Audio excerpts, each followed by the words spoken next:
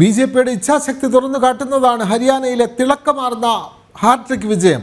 പ്രതിസന്ധികൾ അനവധി തരണം ചെയ്ത ബി.ജെ.പിയുടെ നേട്ടത്തിന് പിന്നിൽ ഹരിയാനയുടെ സമഗ്ര വികസനമെന്ന സ്വപ്നം മാത്രമായിരുന്നു. ജാതി രാഷ്ട്രീയത്തിൻ്റെ മണ്ണിൽ ബി.ജെ.പി ജനങ്ങൾക്ക് നൽകിയ വാഗ്ദാനവും വികസനവും മാത്രം. രാഷ്ട്രീയമായി ഏറെ പ്രതിസന്ധികൾ നിലനിൽക്കുമ്പോഴും ജാതി രാഷ്ട്രീയത്തിന് പിന്നാലെ പോയിട്ടില്ല ബി.ജെ.പി.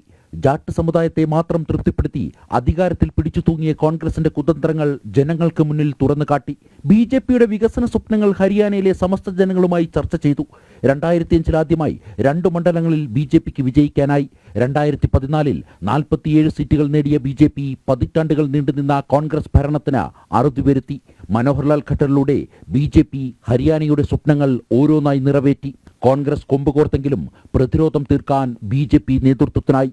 പ്രതിസന്ധികളെ അതിജീവിച്ച് 2019 ബി.ജെ.പി 40 സീറ്റുകൾ നേടി. ജെ.ജെ.പിയുമായി ചേർന്ന ഭരണം തുടർന്നു.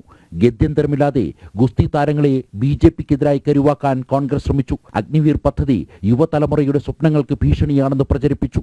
ബി.ജെ.പിക്കെതിരായി കർഷക സമരത്തെ പിന്നിൽ നിന്ന് നയിച്ചു. ഒടുവിൽ സമരമുറകളെല്ലാം ഫലിച്ചു എന്ന് എക്സിറ്റ് പോൾ ഫലങ്ങളുടെ പശ്ചാത്തലത്തിൽ കോൺഗ്രസ് നേതൃത്വം വിലയിരുത്തി.